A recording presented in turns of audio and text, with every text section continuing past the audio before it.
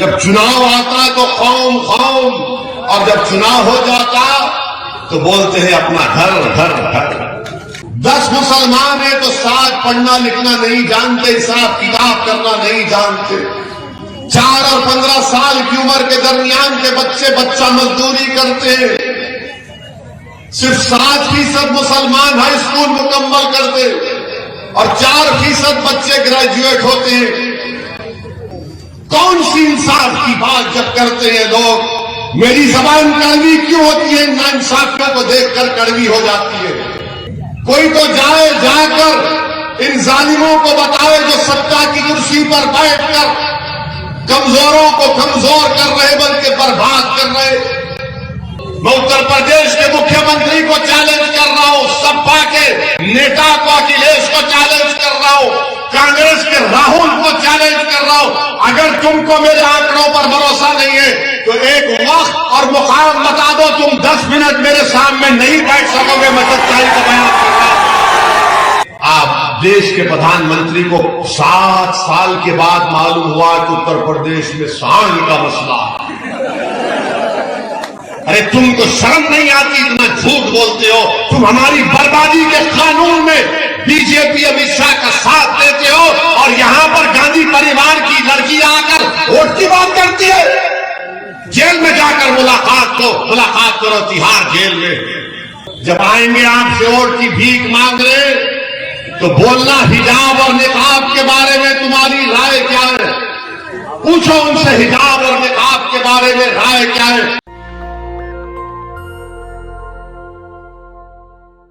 हम आपको ये बताने आए हैं कि 3 तारीख के दिन आप तमाम से हम ये गुजारिश करने आए हैं कि आप अपना वोट अपना मतदान में हिस्सा लीजिए और मजलिस इत्तेहादुल मुस्लिमीन भागीदारी परिवर्तन मोर्चा के साथ मिलकर गरीब मजलूम पिछड़े अवाम के हक के लिए लड़ रही है।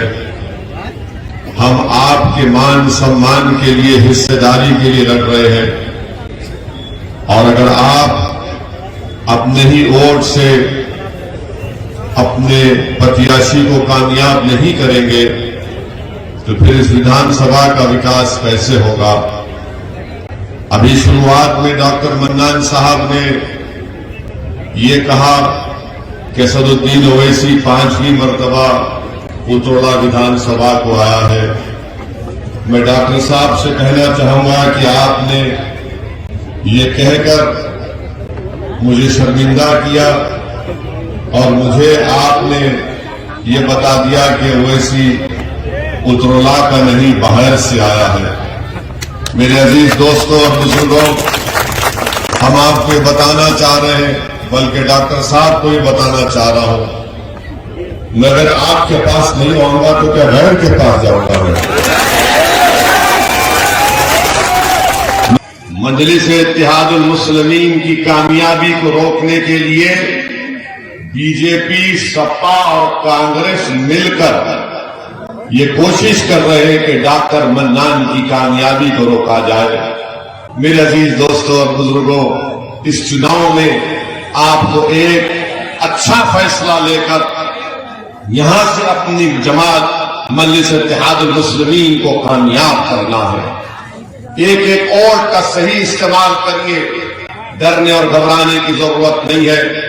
एक और अहम बात हम आपको बताना चाहते हैं, हमारी मां और बहनों को भी पैगाम देना चाहते हैं कि लोग आकर आपसे कहेंगे कि असदुद्दीन ओवैसी भड़काऊ भाषण देता है, असदुद्दीन ओवैसी नौजवानों को जज्बात में लाता है।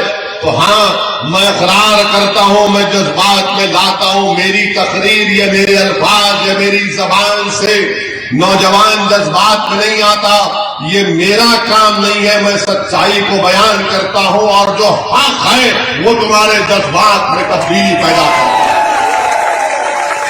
और यकीनन जज्बाती रहना जरूरी है। अगर आप नाइंसाफी को देखेंगे और आपका दिल ना तड़पे तो फिर जिंदगी का सबूत क्या है। अगर आप एक मासूम बच्चे की आंख में आंसू देखेंगे और उसके सर पर हाथ नहीं रखेंगे तो फिर जज्बात तो जरूरी है मेरे भाई। अगर आप जुल्म को देख रहे हैं तो आप अपने हाथ से जालिम को नहीं रोकेंगे तो फिर क्या बात है। इसीलिए जज्बाती रहना जरूरी है। और जो ओवैसी के भड़काऊ भाषण को सुनकर लोग जज्बात में आते हैं, मैं उन लोगों को, उन बुजुर्गों को, नौजवानों को सलाम करता हूं, उन बच्चों को सलाम करता हूं, उनकी मां और बहनों को सलाम करता हूं कि उन्होंने जज्बाती औलाद को पैदा किया। और जज्बात क्यों ना आए। उत्तर प्रदेश में आज कांग्रेस सपा सब मिलकर खौम खौम करते। जब चुनाव आता तो खौम खौम, और जब चुनाव हो जाता तो बोलते हैं अपना घर घर घर।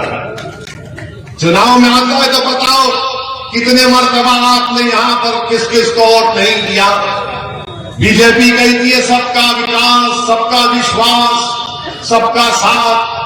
आज उत्तर प्रदेश में अगर सबसे कमजोर कोई है तो अल्पसंख्यक समाज मुसलमान है। मेरी इन बातों को कान खोलकर सुन लो उतरला की जनता। मैं अल्फाज छाप कर नहीं बोल रहा हूं, बल्कि संविधान के दायरे में रहकर आपसे बता रहा हूं। मेरे पास आंकड़े हैं और आंकड़े ये बताते हैं कि उत्तर प्रदेश में सबसे कम पढ़े लिखे अगर कोई है तो मुसलमान है। सबसे ज्यादा अगर स्कूल से, शिक्षा से बाहर है तो मुसलमान है। अगर सबसे कम उनमें कम पढ़े लिखे तो हमारी बेटियां हैं। 10 मुसलमान हैं तो 7 पढ़ना लिखना नहीं जानते, हिसाब किताब करना नहीं जानते। 4 और 15 साल की उम्र के दरमियान के बच्चा मजदूरी करते हैं। सिर्फ 7% मुसलमान हाई स्कूल मुकम्मल करते और 4% बच्चे ग्रेजुएट होते हैं। कितने मुसलमानों के पास 2 एकड़ जमीन है उत्तर प्रदेश में? बताओ, कांग्रेस के, सपा के, बीजेपी के लोगों बताओ। तुम तो बात करते ना कि सबको साथ लेंगे, सब समाज को साथ लेंगे। तो आज उत्तर प्रदेश में 2% अल्पसंख्यक समाज मुसलमान के पास 2 एकड़ जमीन नहीं। कौन सी इंसाफ की बात जब करते हैं लोग। मेरी जबान कड़वी क्यों होती है? नाइंसाफियों को देखकर कड़वी हो जाती है। मैं अपने हक दिलाने की, हक देने की बात कर रहा हूं। और सुन लो, जिंदगी में इंसाफ नहीं है तो मौत में भी नहीं है। मौत में ही खाली नहीं मारना है, सोचना है। अगर कोई फॉरवर्ड क्लास का होगा और आप होंगे अल्पसंख्यक समाज का मुसलमान तो आप उससे 6 साल पहले आपको मौत आ जाती है क्योंकि गरीब है आप। बताओ फिर क्या हो रहा है यहां पर? कौन आवाज उठाएगा? कोई तो उठाएगा ना आवाज। किसी को तो लड़ना चाहिए।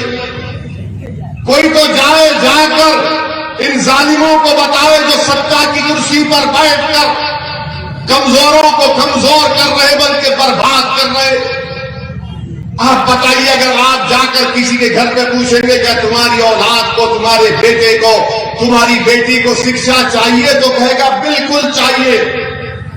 कहां पर आपने शिक्षा दी? बताओ योगी आदित्यनाथ, बताओ मोदी जी, आपने कहां पर स्कूल खोला? मैं जो आंकड़े दे रहा हूं, मैं बीजेपी को, योगी को चैलेंज कर रहा हूं। मैं उत्तर प्रदेश के मुख्यमंत्री को चैलेंज कर रहा हूं, सपा के नेता को, अखिलेश को चैलेंज कर रहा हूं, कांग्रेस के राहुल को चैलेंज कर रहा हूं। अगर तुमको मेरे आंकड़ों पर भरोसा नहीं है तो एक वक्त और मुकाम बता दो, तुम 10 मिनट मेरे सामने नहीं बैठ सकोगे। मैं सच्चाई को बयान कर रहा हूं। वोट तो ले लेंगे मगर उसके बाद आपके बच्चों को और आपको भूल जाएंगे।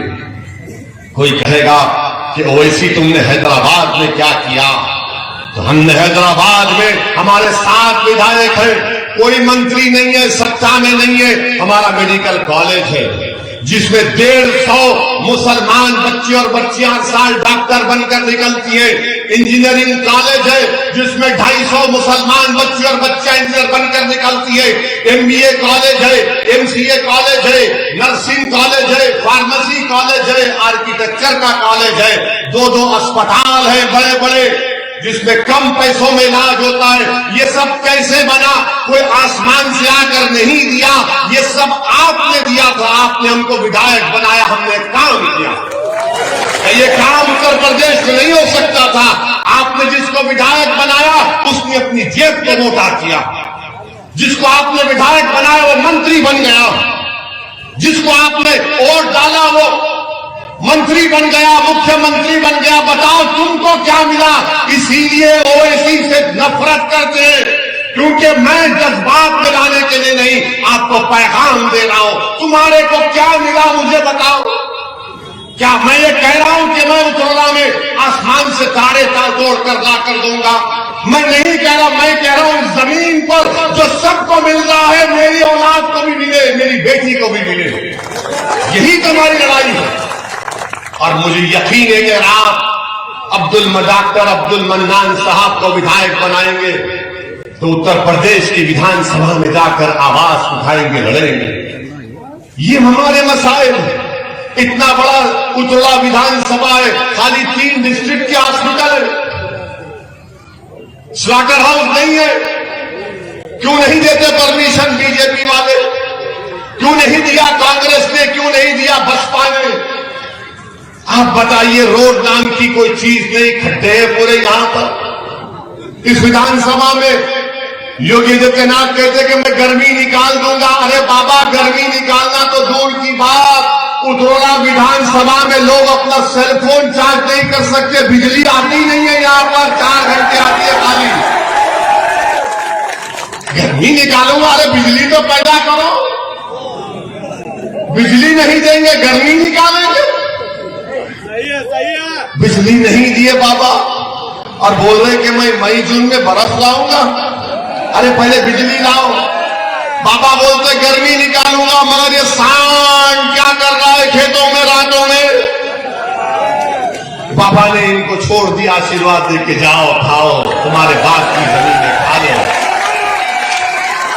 बाबा ने कहा तुम मेरे हो, तो सांड ने कहा बाबा हम भी तुम्हारे हैं। बाबा ने कहा तुम्हारा मेघ है, जाओ जाओ खेत साफ कर दो, किसान को बर्बाद कर दो, मैं हूं ना। ज्यादा कोई बोलेगा तो ठोक दूंगा। आप बताइए, आप देश के प्रधानमंत्री को 7 साल के बाद मालूम हुआ कि उत्तर प्रदेश में सांड का मसला। कितनी मन की बात बोली प्रधानमंत्री ने, मगर सांड की बात नहीं बोली। आज प्रधानमंत्री बोल रहे हैं कि आप 10 तारीख के बाद, प्रधानमंत्री कह रहे हैं, यकीन मत करिए, मोदी है, लंबी लंबी छोड़ते हैं। एक बार मोदी जी सऊदी अरब गए थे। वो वहां पर रियाद में एक लंबी तोप को देखे। तोप को देखने के बाद उसको उसके अतराफ फिरे और वो शेख से पूछे कितना लंबा फेंकती। वो शेख भी बड़ा चालाक था, उसने कहा तुमसे कम फेंकती। ये जोक है, कहीं यकीन कर लेंगे आप, हम भी एनएसए लग जाएगा। बाबा बोलेंगे हैं ऐसा बोला, इसको जाओ जेल में डालो, जेल में हम जाने तैयार हैं, हम मरने तैयार हैं। मगर आप बताइए, आज मोदी जी कहते हैं कि मैं जो युवाओं को 70 लाख नौकरी का वादा किया था वो नहीं दिए। जिसके पास ग्रेजुएट है, डिग्री होल्डर है, डिप्लोमा है, मोदी जी उसको नौकरी नहीं बोल रहे हैं कि मैं तुमको एक और नौकरी दूंगा। वो क्या है? तुम गोबर से पैसे निकालो। बाबा कह रहे हैं, मुख्यमंत्री कह रहे हैं कि मैं एक सांड के लिए 900 रुपये दूंगा 10 मार्च के बाद। अरे बाबा, तुमने यहां पर बिजली नहीं दी, तुम किसको 900 रुपये दोगे? आप बताइए, एक विकलांग जो उत्तर प्रदेश में होता है उसको सरकार की तरफ से महाना 1000 रुपये पेंशन मिलता है। 1000 रुपये विकलांग को और सांड को 900 रुपये। आप बताइए, क्या इंसान की जान की कीमत ये है, इसका मान सम्मान ये है? बीजेपी हर महास पर नाकाम साबित हुई है। ये सपा, कांग्रेस, बसपा से पूछ लीजिए, जब पार्लियामेंट में 2019 जुलाई अगस्त में कानून अमित शाह ने बनाया, बीजेपी ने बनाया, क्या कानून बनाया कि दिल्ली में कोई इंस्पेक्टर पुलिस का, एनआईए का बैठकर उतरौला की विधानसभा के एक नौजवान का नाम अगर अब्दुल मन्नान होगा तो उसको टेररिस्ट घोषित कर देगा। कांग्रेस ने जो आज घूम रहे खौम खौम खौम कह रहे ना, ये कांग्रेस और सपा बीएसपी ने अमित शाह के लाए हुए कानून की तायीद की। हमारा यकीन करना है तो यूट्यूब पर हमारी तकरीर उठाकर देख लीजिए, 2019 की जुलाई अगस्त की तकरीर है लोकसभा की। हमने इन तमाम को कहा कि ये कानून का इस्तेमाल मुझ पर होगा, मेरी औलाद पर होगा, मेरे खानदान पर होगा, मेरे नौजवानों की जवानी को जेल में बर्बाद कर दिया जाएगा। तो यही कांग्रेस और सपा ने मिलकर अमित शाह के कानून की तायीद की और ओवैसी को कहते हैं कि इसके लड़ने से बीजेपी को फायदा होगा। अरे तुमको शर्म नहीं आती, इतना झूठ बोलते हो। तुम हमारी बर्बादी के कानून में बीजेपी अमित शाह का साथ देते हो और यहां पर गांधी परिवार की लड़की आकर वोट की बात करती है।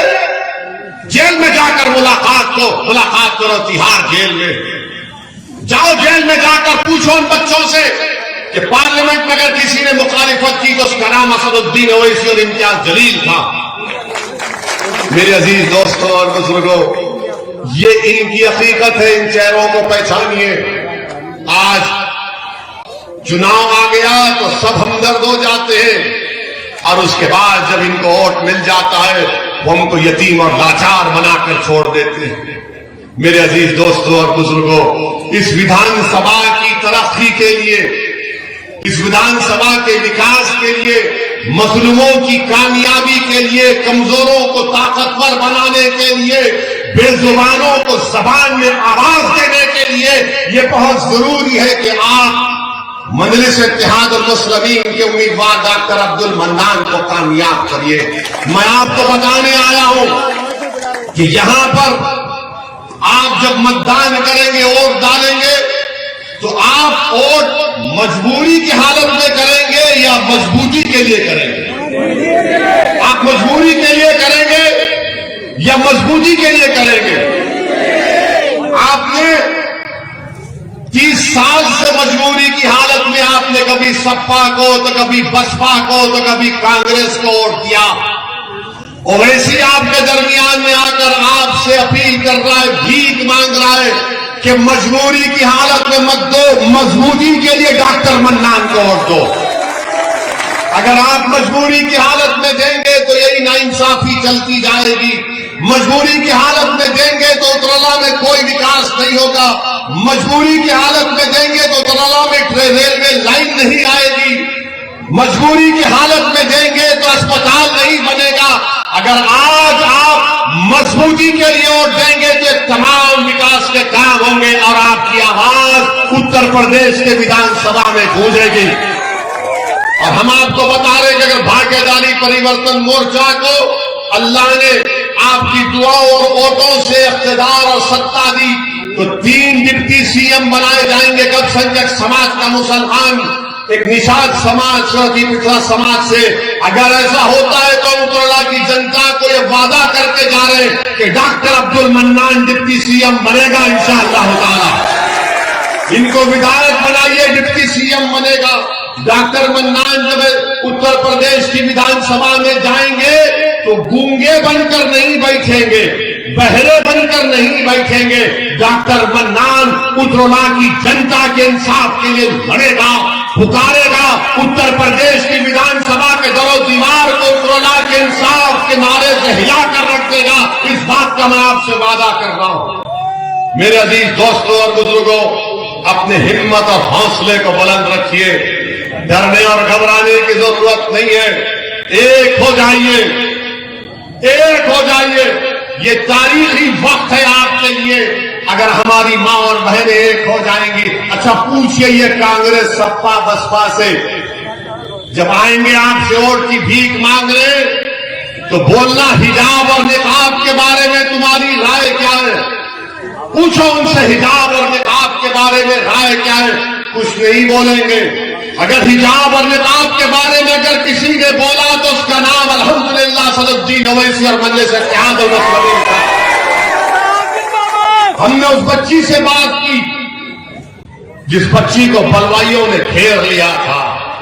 हमने कहा कि हम बराबर सर पे टोपी पहनेंगे, चेहरे पे दाढ़ी रखेंगे। हमारी माँ और बहनें अगर चाहती हैं तो हिजाब भी पहनेगी, निकाब भी पहनेगी। और भारत में हम, ये हमारा वतन है, सुबह कयामत तक जब तक हम यहाँ रहेंगे, जब तक दुनिया कायम रहेगी, हम अपनी शनाख्त को बरकरार रखेंगे। शनाख्त पर कोई कॉम्प्रोमाइज नहीं होगा। हम किसी के बोलने से अपने आप को नहीं बदलते, हम किसी के बोलने से शर्मिंदा नहीं होते। अरे हम तो कमली वालों के गुलामों के गुलाम हैं। हमको बता दिया गया क्या करना है, हम करेंगे। और भारत का संविधान हमको इस बात की इजाजत देता है कि हम क्या खाएं, क्या पहने। वो ना मोदी को बोलने की जरूरत है, ना योगी को बोलने की जरूरत है, ना कांग्रेस को, ना अखिलेश को, किसी को बोलने की जरूरत नहीं है। तुम्हारा काम शिक्षा देना, तुम्हारा काम अस्पताल बनाना, तुम्हारा काम रोड बनाना, तुम्हारा काम स्लॉटर हाउस की इजाजत देना, तुम्हारा काम सांड से बचाना।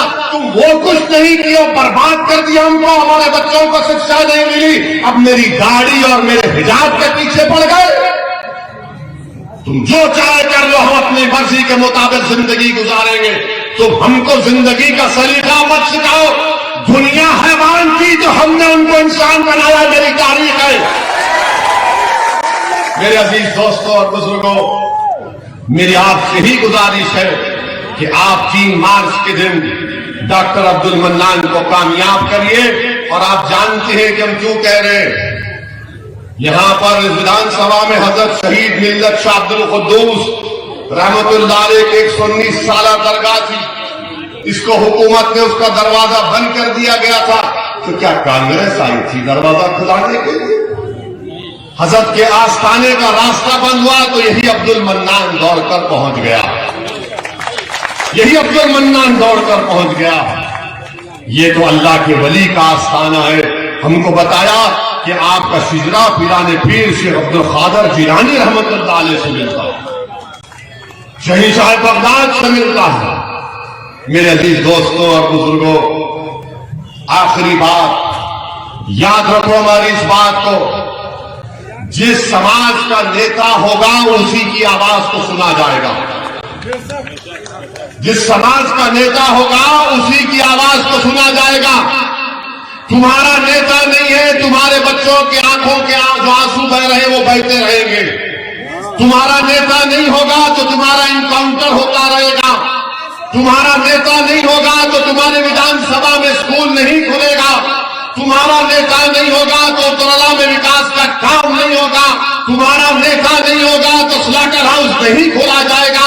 तुम्हारा नेता नहीं होगा तो तुम्हारा मान सम्मान नहीं किया जाएगा। ये वतन अजीज भारत की और उत्तर प्रदेश की हकीकत है। कोई कहेगा ओवैसी गलत कह रहा है, तो एक मिसाल देकर आपको और मजीद समझा देता हूं कि एक मंत्री का बेटा अपनी गाड़ी से 4 किसानों को मारो, जान ले ली, 4 मर गए। उसको इतनी जल्दी बेल कैसे हो गई? उसके बाप को मंत्रिमंडल से मोदी ने नहीं हटाया। क्यों नहीं हटाया? क्योंकि उस समाज का वोट चाहिए। अगर गाड़ी चलाने वाले का नाम तेनी नहीं होता, ओवैसी होता, तो अब तक एनकाउंटर कर दिया जाता, घर पे बुलडोजर कर दिया जाता। योगी और मोदी के पास उस समाज की अहमियत है। और आपका मामला क्या है? ये डराओ इनको, ये डराओ इनको, ये डराओ इनको। और हम सिर्फ वोट डालने वाले बन गए। अरे वो डर गए। अरे मेरे भाई, अब डरने की जरूरत नहीं है। हमने बचपन में सुना था कि अम्मा बोलती थी सो जाओ वरना गांव में शेर आ जाएगा। अब गांव में एक शेर आया आपके सामने। ये शेर तो अली है, शेर तो अली है। और अली की आल का सदका है कि ये खड़ा आपके सामने। अब डरने की जरूरत नहीं है। अब आपके पास विकल्प है। अब आपके पास एक ताकत है। और हम आपसे वादा कर रहे हैं कि डॉक्टर साहब ने जो कहा हम नहीं मानते, अरे अल्लाह हमको यहां पर 5वीं मर्तबा आने का मौका मिला। आप यकीन कर लीजिए, जब तक अल्लाह जिंदा रखेगा ओवैसी-उतरौला की जनता को पास आता रहेगा। बल्कि मैं तो आपके घर में आकर इंशाअल्लाह खाना खाऊंगा, कोई खिलाएगा हमको, मोटा हो जाऊंगा, इतना नहीं। हम आएंगे भाई। अगर मैं तुम्हारे घर पर आकर भीख नहीं मांगूंगा तो किससे मांगूंगा बोलो? मैं किसके पास जाऊंगा बोलो? मैं किसके पास जाऊंगा मेरे दोस्तों? अब आप ही को क्षमा जलाना है। हम तो अपनी जबान से हर चीज हम निछावर करने तैयार है। अल्लाह जानता हमारी नीयत को।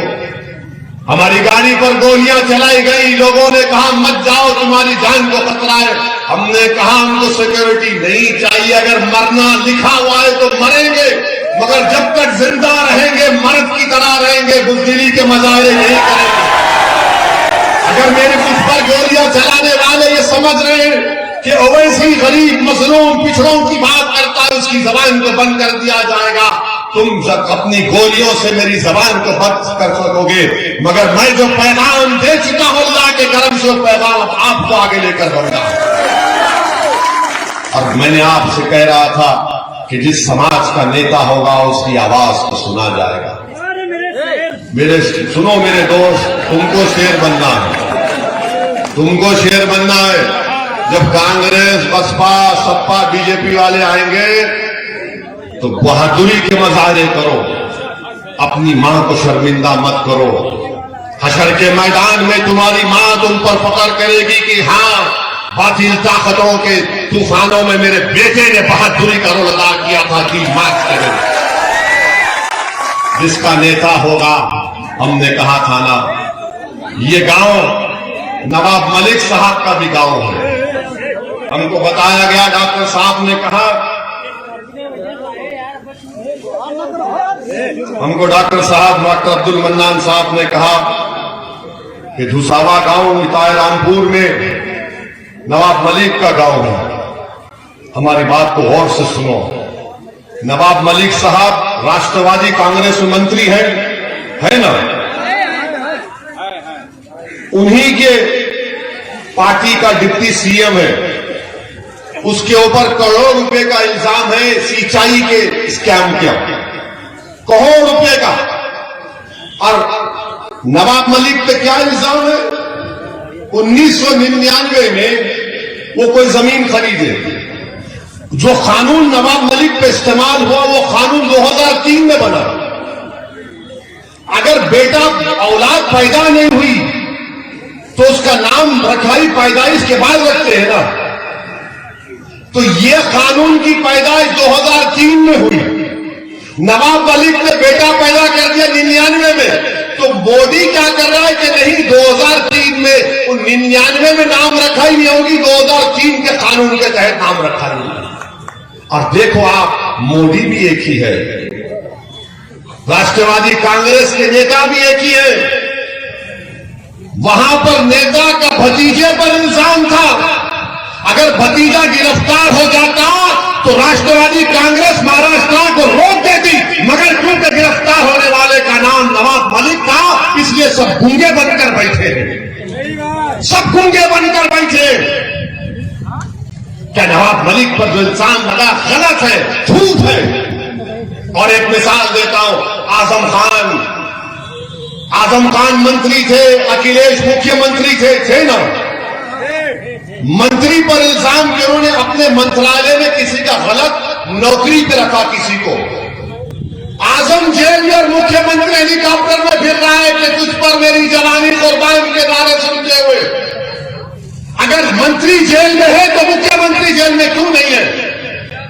क्यों नहीं है, सोचो आप। मैं भड़काने के लिए नहीं कह रहा हूं, सच्चाई बयान कर रहा हूं। अल्लाह मेरी जबान में इतनी तासीर दे कि मेरी आवाज आजम खान को जेल में सुनाई दे और नवाब मलिक को बंबई में जेल में सुनाई दे। हम दूसरी पार्टी के अलग अलग पार्टी में है, मगर मैं नाम के नाम पर और नाइंसाफी के नाम पर अपनी जबान को नहीं रोक पाऊंगा। मुखालिफत करूंगा राष्ट्रवादी की और समाजवादी की, मगर जब सच्चाई की बात आएगी सच्चाई यही है। मेरे अजीज दोस्तों और बुजुर्गों, मैं साथ ही साथ आपसे ये भी अपील करूंगा कि आज की रात आप नवाब मलिक के साथ अनवर हाशमी और आजम खान के लिए दुआ करिए कि अल्लाह अनवर हाशमी साहब को सेहत दे। और मेरे अजीज दोस्तों और बुजुर्गों, ये हिस्सेदारी की लड़ाई है, ये बराबरी की लड़ाई है, और इसमें आप हमारा साथ दीजिए। ये उत्तराखंड की जनता की विकास की लड़ाई, हमारा साथ दीजिए, सरपरस्ती करिए। अगर किसी से भी कोई गलती हुई तो माफ कर दीजिए, माफ कर दीजिए मेरे भाई। आपकी आवाज उत्तर प्रदेश के विधानसभा में सुनाई देनी चाहिए। हाँ, हमारे जाने के बाद इब्लीस की औलाद यहां पर आएगी, इब्लीस की औलाद आएगी, आके बोलेगी ये ओवैसी तो बहुत भोल कर गया, मगर बीजेपी कांग्रेस, उनको एक ही जवाब देना, अब हम डरने वाले नहीं हैं। और अगर इंसानी फितरत है, डर अगर पैदा होता है, तो वो कर्नाटका की बच्ची ने जब उसको बलवाइयों ने घेर लिया था, उसने बीबीसी को इंटरव्यू में कहा था कि जब मैं डरती हूं तो क्या नारा लगाती हूं, क्या नारा लगाती हूं, क्या नारा लगाती हूं। अरे आवाज ही नहीं आ रही। अरे ये टनटनाटन है, आप लोग झूम के बोलो,